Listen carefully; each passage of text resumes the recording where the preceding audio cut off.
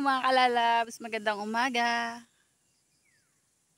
Ngayon naman ay ipapakita ko sa inyo kung gaano kami ka-epekto ng tag-init dito sa aming lugar. Talaga naman ho ako'y mag-uulan ng aking mga alagang hayop ay wala na ho akong mapag-ulahan. Kaya naman silipin nyo ho ang aming papakita ko sa inyo na kami ay talagang inabot na ng napakahabang init. Ito, punta tayo dito sa aming ilog. Silipin nyo ho ang aming ilog. At wala talagang tubig-tubig na ho. Kating-kati na.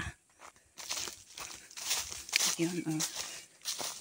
Dito po kami nagpapainom ng aming mga alagang hayop. Yan. Dati matubig ho ito. Ngayon ho ay wala ng katubig-tubig.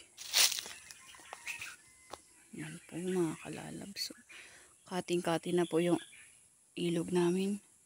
Kaya ang siswerte ng iba na may mga tubig pa ang sapa nila tapos inuulan na sila. Dito sa aming lugar wala pa talagang kaulan-ulan, talagang napakakati.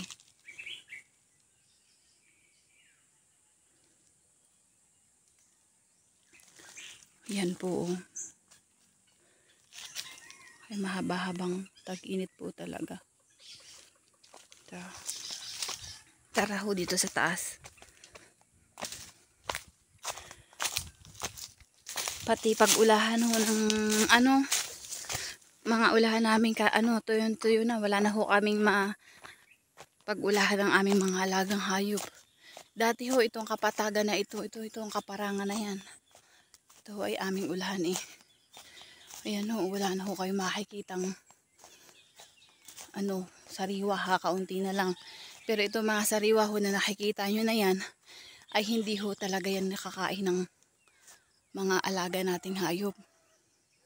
Kung hindi ito mga kulapi-kulapi na ito. Diba kung dati nakikita nyo, itong mga kulapi na yan, yung kinakain ng mga hayop na yan. Kapag ako ho ay nag-uulay, ako ay nakatapak pa. Dahil nga po, ang sarap sa paanong damo na sariwa, ang yumi-yumi. Yan po, tingnan nyo po, pati kawayan namin. Grabe. Nihingal ako ron ha. Ayan o, yan o. Tingnan po ang kawayan namin o. Halos tuyo na. Ay, bulo pala. Hindi kawayan. Yan, mga tuyo na to. Pati tayo dito sa kabilang part. Diba makikita nyo naman po talagang tuyong-tuyo na. Yan ho. Wala na po talaga kaming pag-ulahan. Ang mga alaga naming hayop po eh. Talagang nagtitiis-tiis na lamang din. Kung ano yung mapipili nilang kakainin. Nagtitiis-tiis lang ho yung mga yan. Kaysa sila ho ay magutom. Pati naman ho tubig ay hirap naman talaga. Kaya paano pa sila makakabawi sa tubig. Pero ganun pa man ay talagang binabahagihan ho namin sila ng tubig na para sa kanila. Ito yung aking alagang baka naman.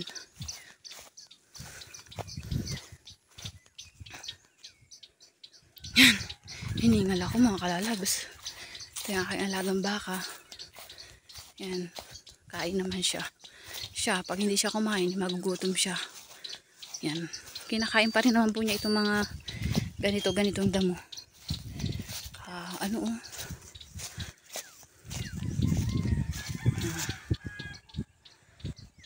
Yan po. Ito lang po ito yung aking dalawang baka. Yan. Kapag hindi ka kumain, ay ikay magugutom. Pinapili ho nila yung kanilang dapat na makakain pa. Sana naman ho ay umulan na dito sa amin. Oh, tignan nyo po, nakikita nyo po. Talagang ganyan po yan, tuyong-tuyo. Pag tanghali nga po, talagang napakalulutong nila pag tumapa ka. Talagang maano kayo, matutusok-tusok ang pa. Yan, tara. Puntahan ho natin ang aming mga balon. Ang aming mga balon. Ang aming balon, papakita ko sa inyo. Wala na rin mga katubig-tubig.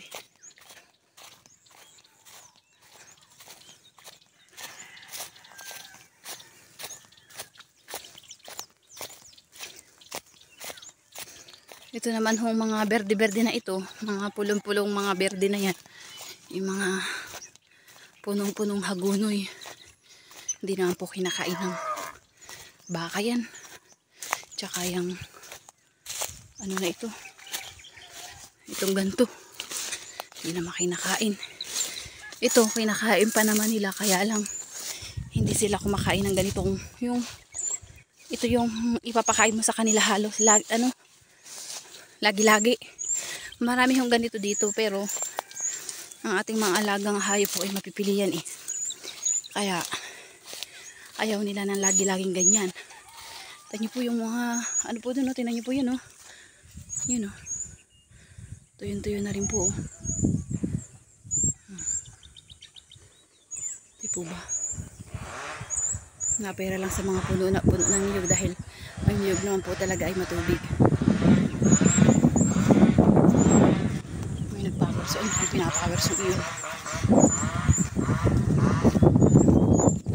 Hihingal ako ron, ah.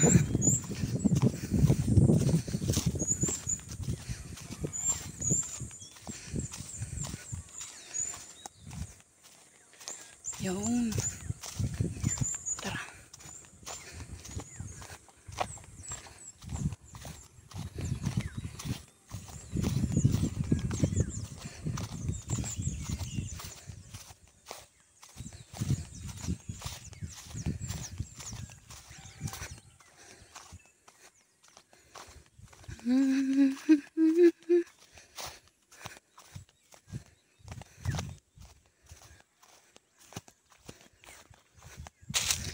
So yun mga kaibigan, ako'y uuwi na.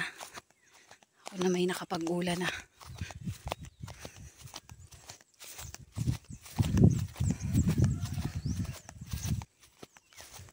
Ito, papasilip ko lang ho sa inyo ang aking balon.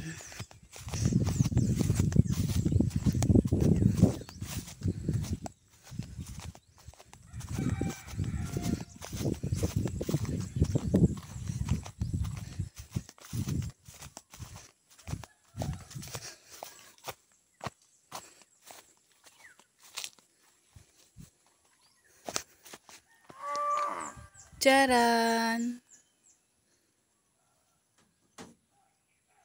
Na rin ng tubig. So yun lang po mga kalalabs. Bye-bye po for today's video muna. Salamat po sa inyong suporta. Tayo ay mauwi na't baka ho yung aking tuna kasi nag-iiyak na.